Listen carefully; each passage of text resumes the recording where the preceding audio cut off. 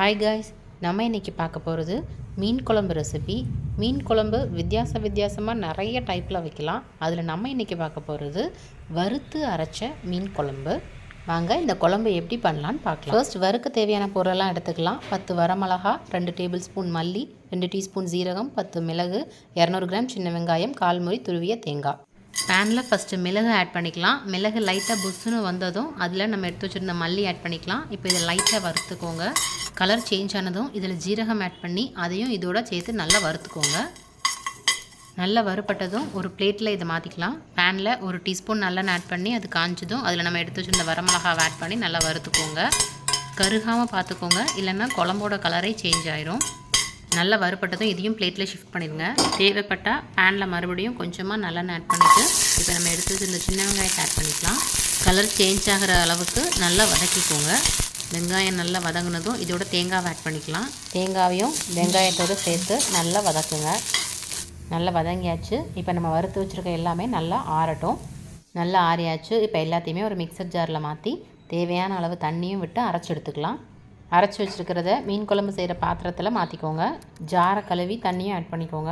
மீன் குழம்பு செய்ய தேவையான பொருள் என்னென்னு பார்க்கலாம். ஒரு லெமன் சைஸ் புளி ஊற வச்சுருக்கேன், 2 மீடியம் சைஸ் தக்காளி, 2 பச்சை மிளகாய், 1 டீஸ்பூன் மஞ்சள் பொடி, உப்பு தேவையான அளவு. நம்ம இன்றைக்கி பண்ண போகிறது வாழை மீன் குழம்பு. ஒரு 600 கிராம் இருக்கும். இப்போ இந்த கூட்டி வச்சுருக்கிற குழம்போட மஞ்சள் பொடி, உப்பு, பச்சை மிளகாய், தக்காளி எல்லாத்தையும் ஆட் பண்ணிக்கோங்க. அண்டு புளியை கரைச்சி அதையும் இதோட ஆட் பண்ணிக்கோங்க. புளியை 3 டைம்ஸ் கரைச்சி ஆட் பண்ணிக்கோங்க. ஆல்ரெடி தண்ணி ஆட் பண்ணிட்டோம். ஸோ புளியை கரைக்கும் போது பார்த்து கரைங்க, இல்லைன்னா தண்ணி அதிகமாகி குழம்பு ரொம்ப தண்ணி ஆயிரும். புளி கரைச்சி ஆட் பண்ணதுக்கப்புறமும் கொஞ்சமாக தண்ணி தேவைப்படுது. ஸோ நான் தண்ணி ஆட் பண்ணிக்கிட்டேன். இப்போ பாத்திரத்தை அடுப்பில் ஷிஃப்ட் பண்ணிடலாம். குழம்பு சீக்கிரமாக கொதிக்கிறதுக்காக ஒரு மூடி போட்டு வச்சிடலாம். அடுப்பை சிம்மில் வச்சே ஒரு 10 to 15 மினிட்ஸில் குழம்பு இந்த மாதிரி நல்லா கொதிக்க ஆரம்பிக்கும்.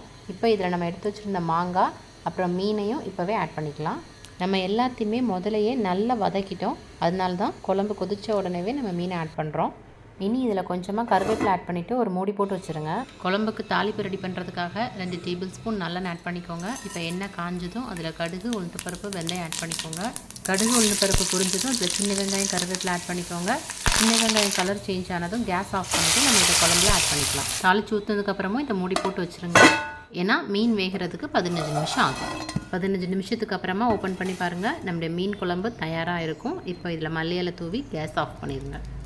இந்த ரெசிபியை நீங்களும் ட்ரை பண்ணி பாருங்கள். பிடிச்சிருந்தா இந்த வீடியோவை லைக் பண்ணுங்கள், கமெண்ட் பண்ணுங்கள், ஷேர் பண்ணுங்கள். என்னுடைய டெலிஷியஸ் நெல்லை குக்கிங் சேனலை சப்ஸ்கிரைப் பண்ணுங்கள். மீண்டும் ஒரு டெலிஷியஸான குக்கிங்கில் உங்களை வந்து சந்திக்கிறேன். பாய்.